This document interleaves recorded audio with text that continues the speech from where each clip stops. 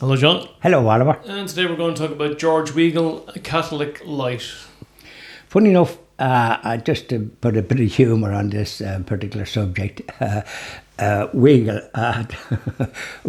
the one time I remember when I worked in the pet food business, we brought a product on the market, and for once they decided to spend a few quid on TV.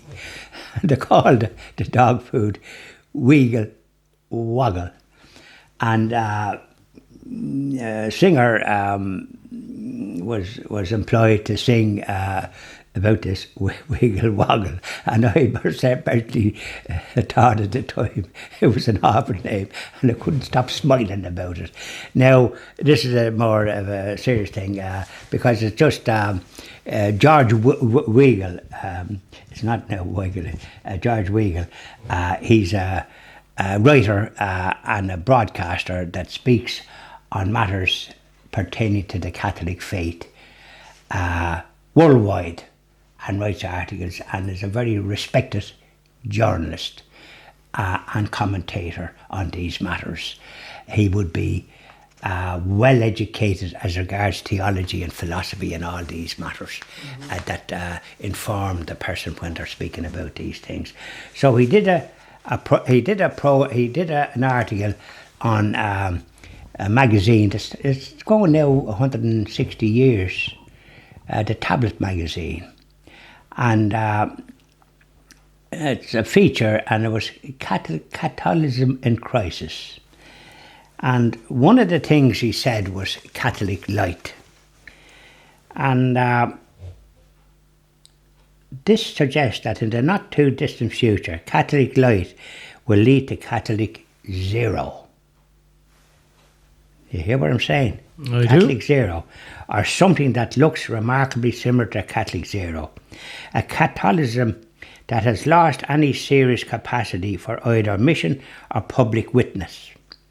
Example of this can be found in both Europe and North America, in once vibrant Catholic cultures and societies, such as those in Quebec, which was very strong, Spain, which in my opinion is very strong and still strong, Portugal, and Ireland. These societies are now aptly described as post-Christian, and in several cases post-Christian is rapidly decaying into anti-Christian, with the Church incapable of mounting any defence of the innocent against the culture of death, or responding to the anti-Christian propaganda in politics, culture, and the media that seeks to drive the church out of public life. Now, he has a 2-page article, and I've listened to him on channels that I listen to in the media, on the internet, and he is one of the best speakers and defenders of the Catholic faith that I've ever heard. I certainly haven't heard anybody of his calibre here. The only one that could come near him, in my opinion, although he wasn't, John Hume. That's the man that could come near him. So, he refers to Catholic light, and that's the way it is. As I've spoken about in this country, the fact of the silence of the bishops and archbishops about the important matters, the terrible events that have been inflicted on this society, with people voting for it because there was no debate and no direction from those shepherds that are in charge and that should be given direction. So this is how you get Catholic light. If you get homilies, that they call homilies now, not sermons, you don't leave Holy Mass, except that you've received the body, blood, and soul and divinity of our Lord. You don't leave Holy Mass walking tall because you've heard the word said in such a straightforward, unambiguous manner that you're impressed. A lot of the times you really don't hear what I call something that would uplift you, and that's Catholic light. Also, I'm afraid that as I grew up, at a time when Latin was the universal language of the Catholic Church and spoken about as the universal language. No matter where you went, you could get Holy Mass and follow it because you would have a missal. Most people had missals. Those that didn't were very few and far between, but those that didn't have missals, it was a very reverent church, irrespective of what some priests and bishops say about the past, as if it was somehow or other priest-ridden or kind of backward. Quite the reverse. I grew up in those times. It was a joyful, happy time. Nothing whatsoever remotely what the seculars say, and some secular type priests. Quite the reverse. So what I'm saying is that once the priest has his back on the altar, it's a very bad sign. You're saying when he has his back to the altar, he should have his back to his followers, to the... Well, the followers are facing the altar. If they were to follow the example of the priest, they'd be all facing backwards. Okay. But they're facing the altar, but he is the in vito Christi, he's in place of Christ at this Holy Mass. This is one of the great benefits that he has, or one of the great graces. And but if I have a great grace, and the Blessed Sacrament is there as Saint John Viney, the Curé of Ars, a very humble priest, and very lucky to be a priest because he was very simple. But he's the patron saint of a priest. But he always said, when he went to that place in Ars, the practice of the Catholic faith was practically zilch. But after his time, it mushroomed because he was simple. He wasn't that much educated. And he used to say to them, he's in there in the tabernacle. He held confessions for hours and queues that come from all over. He left a great legacy, and yet he was a very simple man, lucky to be ordained because it wasn't long after the French Revolution and vocations were scarce. So there you are. Go back to the altar for a second. So you were saying that the priest should face Jesus. In other words, he should face the altar. Well, I think so. Well, that's what I think. And how would he say Mass then? Well, that's the way they said Mass. Okay. And there was a very reverent way of doing it. And that's the time when there would be 2 or 3 priests in every parish priest and a couple of curates.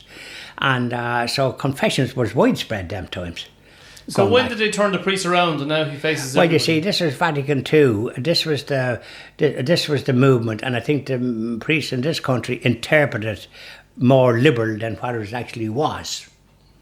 More liberal. And and I believe they had influence of the Protestant religion, or whatever they like to call themselves, Christian religions, but not Catholic. So they faced the congregation because there doesn't be a tabernacle like what we have in the Catholic faith. So that's the big difference. Okay. So we have the tabernacle, and when you go into a church, that's what you focus on, and that's why you have the sanctuary lamp always lit. Red lamp, and that's the sanctuary lamp to indicate that the sanctuary, the tabernacle, our Saviour is in there, because this is what he did at the Last Supper when he did this business of the bread. This is my body, do this in memory of me. And then he drank the wine. This is my blood, which will be shed for you. So he left that legacy, and that's where the Mass started. Mm-hmm. You might say that was nearly the first Mass at the Last Supper. Yeah, because I mean, I've obviously been going to Mass as an Irish Catholic since I was a child in the 70s, but I've never actually seen the priest facing the altar. Well, you will in the Latin Rite. There's a church in Limerick that I went to when we lived in Limerick for a period of time when I was young, during the war.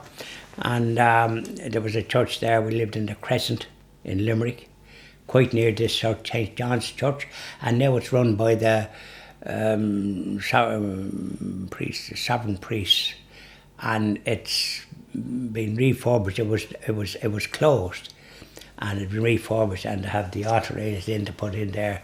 I think about a year ago they had something temporary that they used to bring out. Now they have a proper one, and it's in the Latin rite and very well attended. In Limerick, where I would have went to mass, but it would have been celebrated with the priest facing the altar. So you didn't have the business of that. But if you ever went to Harrington Street in Dublin, South Circle Road, have the Latin mass there, and the priest is facing the altar. The priest can face the altar even in the vernacular, in other words, the local language, which, funny enough, you can go to mass, and I went in France and these countries, and the fact is you're there, and even though they're speaking in the language and you don't understand it, but this is where the Latin was great, because you'd have a missal and you could follow it. I mean, I knew the prayers in Latin, being an altar boy, and knowing the confetti, or what you said, and the credo, and the pater noster, and all the rest of it.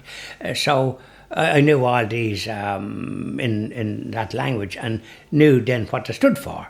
And so it was completely different. And when the priest then went to give a sermon, is what they called it. They didn't call it other things that they changed it. He went up on the pulpit. Now some of the churches have taken away the pulpits, and not alone have they taken away the pulpit, they've taken away the altar rails. Now, to make this inclusive, well, that's not Catholic, believe it or not. And they've taken away the confession box, so that you go to confession and you're talking to him like that. He doesn't going to come back where he moved a little thing, and you were in confession, so you were able to tell your question privately. Now he's looking at you, and it's not quite the same thing. It's off-putting, in my opinion, because I wasn't brought up with that. And those that are, it's because of the business of what clerical abuse that apparently received such publicity. I think that every second priest was at it. It was a very minority that should have never been priests, because they were sinful. You can't do what people do, and people do the sort of evil that they're doing even now, and a lot of it happens in families. So it's not something to be condoned under any respect, but it happened, and I think it happened more after Vatican II, because the sort of the emphasis was not so much on what it had been before, which was pretty strict, and but free as well, because but it become what Weigel called Catholic light, and that's not good. And I hear it said on some of the programs I look at that it caused this is where it mushroomed in the States, because people become priests are using it as an opportunity for to molest children, and I believe it was infiltrated, according to what is said, by people that had no intention of being priests, by people that wanted to bring the house down from inside. Thank you very much, John. Thank you very much, Oliver.